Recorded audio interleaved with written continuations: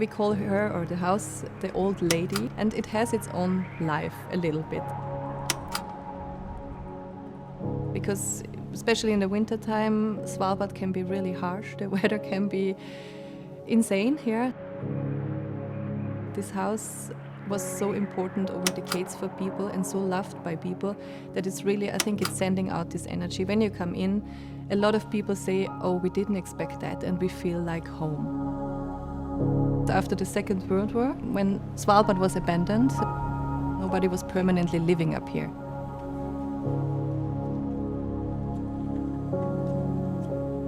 Sture Norske decided to come back and start the coal mining again.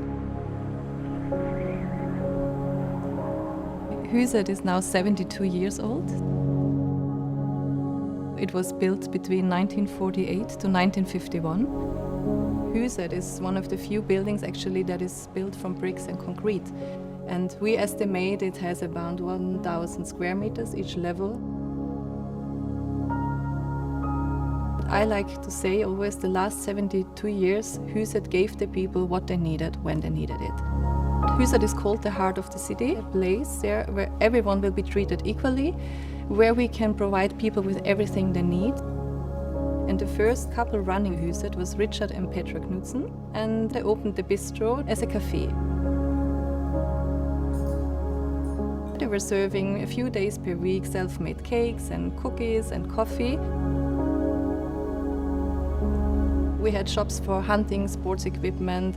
We had a post office in here. We had a kiosk where you could buy everything from cigarettes up to precious stones and jewelry.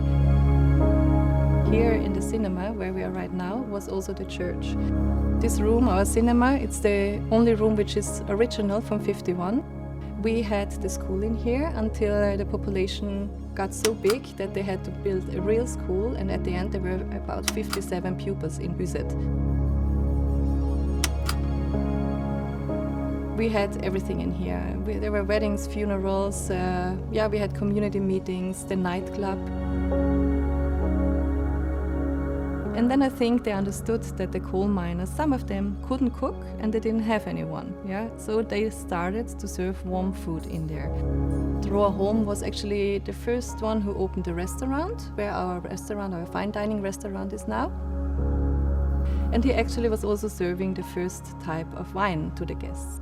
He was actually the founder of our wine cellar, and he started to order wines, to ship wines up here, and in the top time he had up to 25,000 bottles of wine.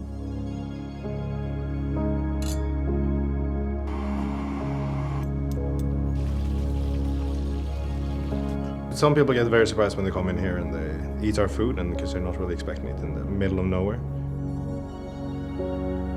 We have our own breed of reindeer. That's the best meat in the world, I would say. And all the plants is the hardest because they grow up high up on mountain shelves. So that's me and the chefs climbing up, 400 meters up the mountainside. We preserve a lot of things in the classic Nordic way by fermenting it, drying it, smoking it, whatever we can, put it in as sugar, whatever we can do to make it last out. Our goal is to get rid of everything that's not from here as much as we can and just use our local produce to really drive home the point of being sustainable at the northernmost town in the world. What we are aiming for, that guests when they come here and they have the experience in the restaurant, that it was just not a dinner in a restaurant, that they really had the feeling they were part of the story here.